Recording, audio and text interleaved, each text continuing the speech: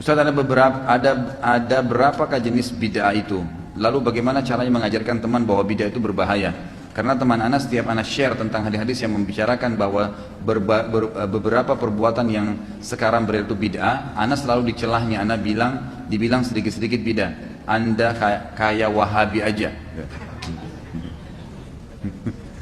Jadi sudah saya jelasin, bid'ah itu dari siapa? Perkataan bid'ah? Hah? Dari Nabi Muhammad SAW. Bukan dari lidahnya dai-dai, bukan. Saya dan teman-teman dai ini hanya menyampaikan hadis Nabi. Kan Nabi bilang, hadis yang terkenal hadis Irbat dalam hadis sahih, alaikum bisunnati wa sunnah khulafa'ur rasyidin mahdina min ba'di addu 'alaiha bin nawajid, gitu kan? Berpegang teguhlah pada sunnahku, semua tuntunanku, kata Nabi, dan tuntunan para khulafa'ur rasyidin, Abu Bakar, Umar, Uthman dan Ali, dan berpegang teguhlah pada sunnah itu walaupun dengan harus gigi geraham kalian. Karena Nabi tahu nanti pada akhir zaman ini akan berat orang pegang sunnah Nabi, gitu kan? Akan dicela, akan dihina dan seterusnya. Kemudian beliau mengatakan, wa iyyakum wa muhdatsatil umur, dan hati-hati kalian dengan perbuatan-perbuatan yang baru dalam ibadah. Ya, muhdatsat ini begini, perbuatan ibadah yang tidak punya tuntunan wahyu, itu muhdatsat. Hati-hati kalian dengan perbuatan yang kalian anggap ibadah, padahal bukan ibadah, karena nggak ada tuntunan wahyunya, gitu kan? Terus beliau mengatakan fa inna kulla muhdatsatin bid'ah, kata Nabi. Semua perbuatan ibadah yang tidak punya tuntunan wahyu itu adalah perbuatan baru dalam agama. Bid'ah itu perbuatan baru dalam agama yang Nabi nggak pernah contohin dan juga sahabatnya. Terus Nabi bilang apa? Wa inna kulla bid'atin dhalalah. Semua bid'ah itu membawa pelakunya pada kekeliruan dan kesesatan. Nabi yang sabda itu. Nabi kita yang berbicara hadis sahih. Lalu beliau mengatakan, wa inna dhalalatin finnar, dan kekeliruan dan kesesatan dalam ibadah, buat ibadah yang tidak Allah perintahkan dalam Qur'annya dan juga Nabinya contohkan dalam sunnah, akan membawa pelakunya pada api neraka karena sia-sia. Jelas sabda Nabi. Dalam hadis riwayat Muslim yang lain kata Nabi SAW, man ahdatsa fi amrina hadza ma laysa minhu fa huwa raddun aw mardud. Siapa yang berbuat ibadah yang tidak kami contohkan akan ditolak atau tertolak. Jelas sekali. Ngapain repot-repot ibadah yang tidak ada tuntunannya itu, yang ada tuntunannya aja sudah repot dikerjakan.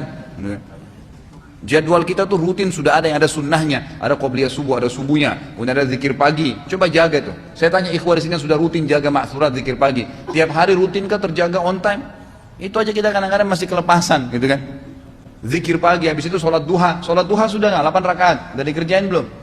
Sudah rutin belum terjaga. Kemudian sebentar kita bekerja sudah duhur, ada qobliyah duhur, ada ba'diyah duhur, itu sudah rutin. Kemudian sebentar istirahat ada qobliyah asar, ada zikir sore. Sebentar istirahat ada qobliyah maghrib, ada ba'diyah maghrib. Sebentar istirahat ada qobliyah isya, ba'diyah isya. Sebentar istirahat ada tahajud. Ini baru yang rutin. Belum tilawah Al-Qur'annya, belum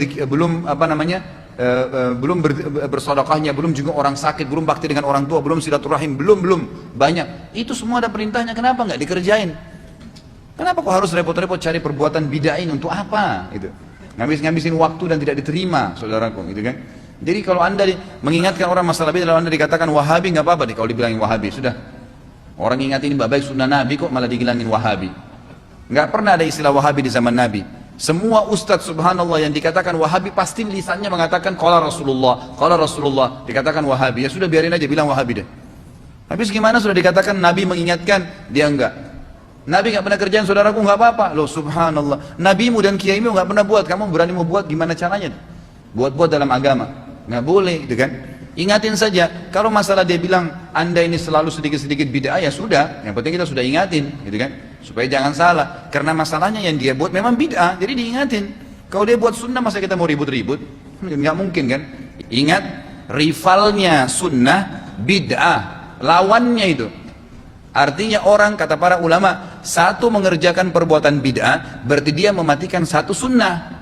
Kalau orang mengerjakan satu sunnah, dia sedang mematikan satu bid'ah. Udah nggak usah repotin diri dengan bid'ah nih. Sunnah aja banyak, belum dikerjain. Jauhin aja, gitu kan. Tugas kita menyampaikan, Allahu a'lam.